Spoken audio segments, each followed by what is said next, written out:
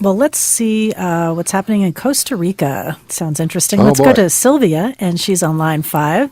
Welcome to the show, Sylvia. Hello. Hi, Diane. Hi. Thank you. Thank you so much. I just wanted to thank Dr. Dyer for inspiring me. I'm a psychologist, too, and I went through a really hard time a few years ago in my life, panic attacks.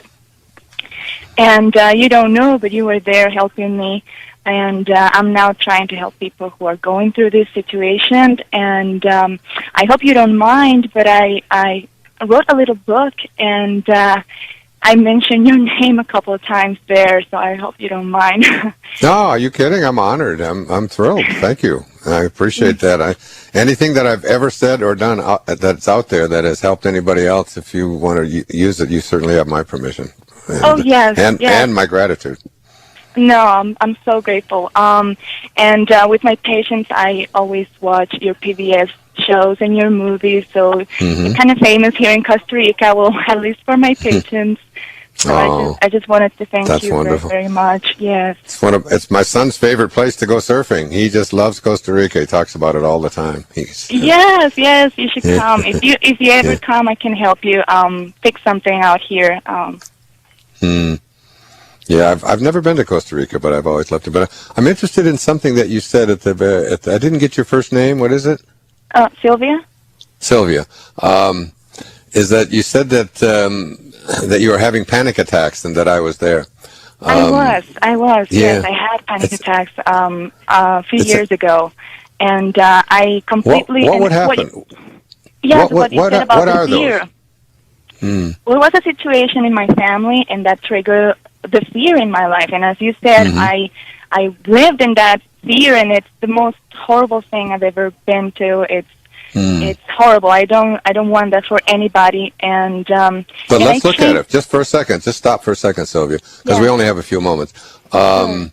Listen to how we describe that. We call that a panic attack, as if there's something out there called panic, and that it's attacking, or we'll call it an anxiety attack, and I'm having an anxiety attack, as if the anxiety is something out there that's, and if I gave you or anybody an assignment to go out and bring me back a bucket of panic, or a bucket of full of anxiety or whatever, you'd always come back empty, because there really is no such thing. There's no panic out there in this world, and yet we really believe that it's something out there that's attacking us. It's like, so what you're describing as the fear is like, it's not really panic that is attacking.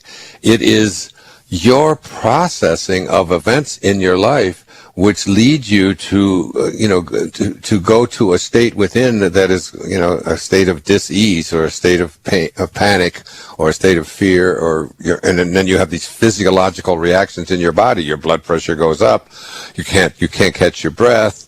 You get all flushed and red, and so many, you don't want to eat, or you get sick, or whatever it might be, and all of it comes not from panic, but from that's out there attacking us, but from the way that we choose to process any event in our life. And that, if you working with your patients, if you can teach them that there's nothing out there that anyone can say or do, or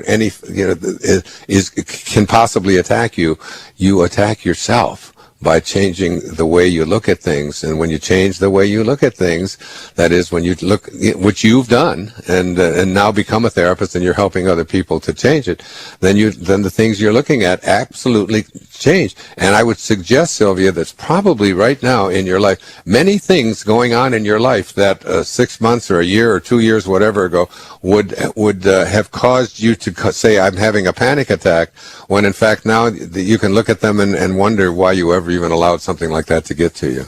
Is that true? Exactly. Yes, I now look at them as my biggest teacher.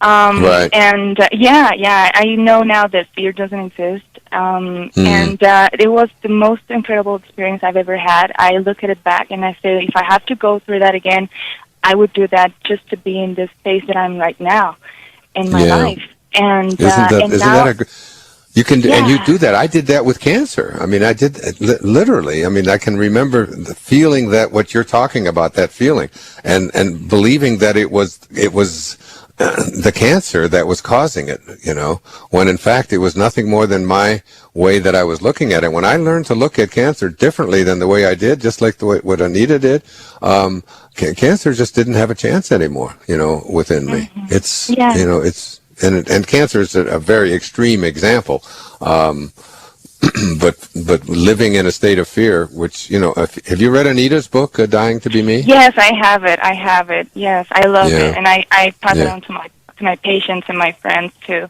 Yeah. Yes, but the thing is that I turn around the whole situation. Now I say that panic attacks pick me, and now I'm like. I represent panic attacks. I don't mind that people say my name and then say panic attacks as my last name. I don't care. I just feel like this is my path. This is my dharma, and I love it. And I deal with that every single day. And I love to see the patients coming on around and seeing things differently, like you said. That's so wonderful. Oh, what a great call. Thank you, dear. Yes. No, thank you. I just want to thank you. You're very welcome. Have you heard the Co-Creating at its Best with Abraham?